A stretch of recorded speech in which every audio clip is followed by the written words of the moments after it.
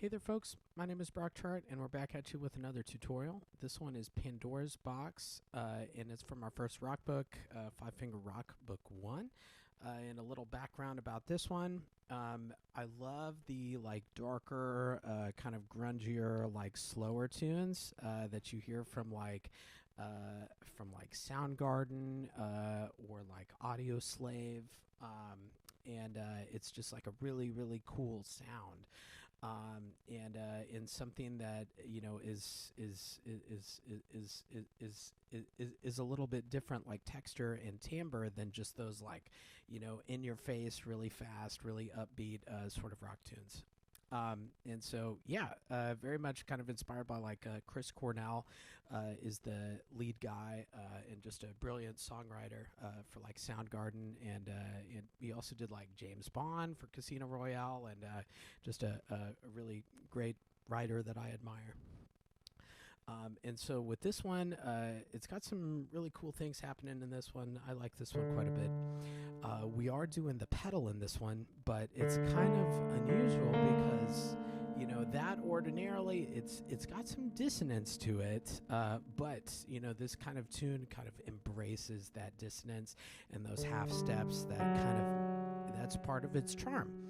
And when you do that on an acoustic piano, it almost sounds a little bit like some effects that an electric guitar would be doing, whether it's distortion effects. Distortion kind of, it obscures the pitch a little bit, and so by doing it on the pedal, you're kind of getting a little bit of that half step sort of chime in there, or half step sort of of tone, which kind of sounds a little bit like some distortion, which is kind of cool. And so your left hand 5 is going to be on D here.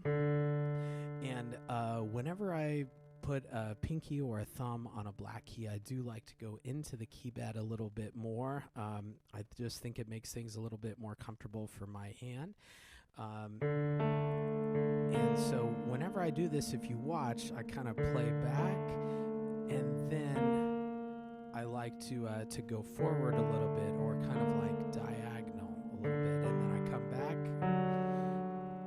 So go up and then back for the second part.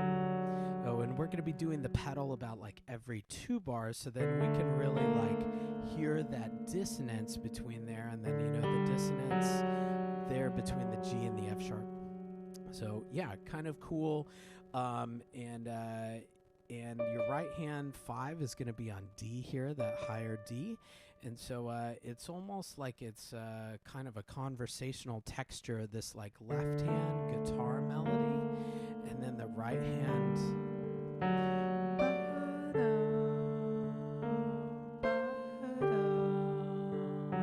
And then we're going down to where a 5 is on A. That's the first time that we have hands together.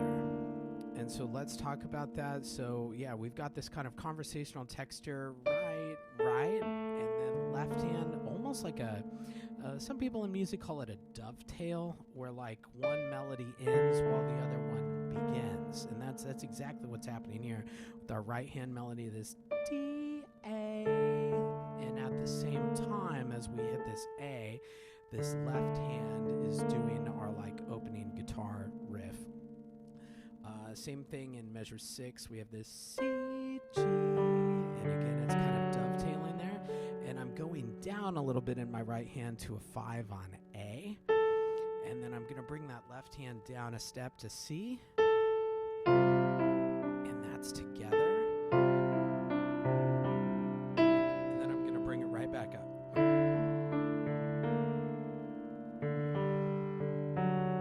So a couple of things that might be tricky there. Remember that we are doing pedal, and so take for instance the left hand right in 7 and 8. As soon as you play that F sharp, you can slide your hand down to that C and just have it ready to go for measure 9. You could do the exact same thing in the right hand in 6 and 7. As soon as you play this G with a thumb, you can start heading down to where you have this 5 on A. So remember, when we have the pedal, we can move around, and it doesn't sound like we're moving because the pedal holds it for us. So instead of there being like a big gap or silence in the sound, though, everything's very smooth, and it allows us to move to different places without it being really obvious to our listener. So I would definitely take advantage of that. Kind of a tricky rhythm for some students is like right in measure 11. We've got like lots of things happening at the same time, but don't get too freaked out.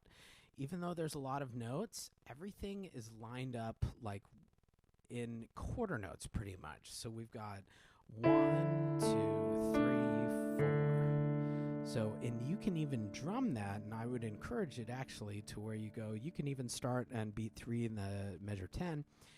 Right, together, left, right, left, left. So let's try that again, just drumming.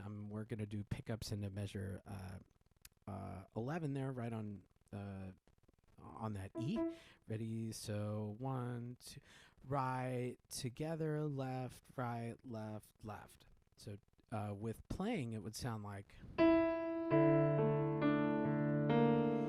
4, 1, 2, 3, 4, 1. So everything's kind of happening in quarter notes there, but just kind of alternating there. So just watch out for that. We do have 14. It's kind of the same melody that we've seen in measure 4, D, A. On the second page is kind of cool. We start to see some different accidentals, like in measure 20. And then my favorite part of the tune here, 24 and 25, this is like the chorus, and everything's kind of building to this moment. We have our right hand going up here to a D, a higher D. And then we've got these nice open fifths, and that's actually what power chords are kind of made up of, is fifths. A lot of the times power chords are like root, fifth, and then the octave. And so it usually doesn't even have a third. And so our power chords here are kind of mimicking that a little bit. So we're both doing 1s and 5s in both hands, which is pretty cool. And then kind of a similar sound here, except we've got 1 and 4 in this left hand. And then we're going back to kind of our opening guitar riff. And then we're doing those big power chords again in 33. This time I'm going to go 3 on D, so then I can hit this cool F sharp up here.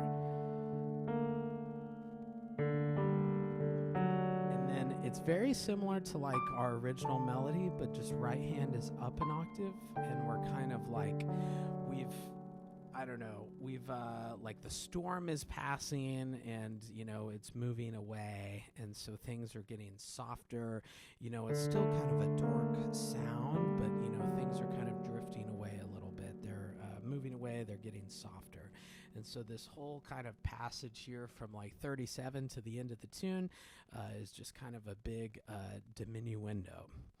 And so let's see, in measure 45, we do have a retardando, and you can take your time here. And then we hold, and then you can release whenever you want to. Be sure, whenever you have like a retardando, like right there in 45, make sure that it's a gradual slowdown. We don't want, I always joke with students that like, you don't want to like just slam on the brakes and come to an immediate stop, right? That's not fun for anybody in the car. You want to be like a train when you're doing this, and trains are huge, and they take a long time to like slow down to a stop. And so it's a very gradual thing. So you don't want like, 45 to sound like this. your audience is going to leave the room before you ever get to that F sharp. It's just too slow. And so you want it to gradually slow. I'm not really feeling the retardando until maybe even that E to the F sharp there. So let me play that for you. And then I'm slowing down slow.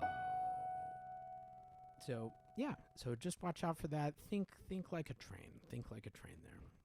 Cool. I think that'll wrap it up for Pandora's box, but I hope that you have fun with the tune. Oh, and I hope that you found this video helpful in learning it, and I'll see you in the next one. Thank you so much.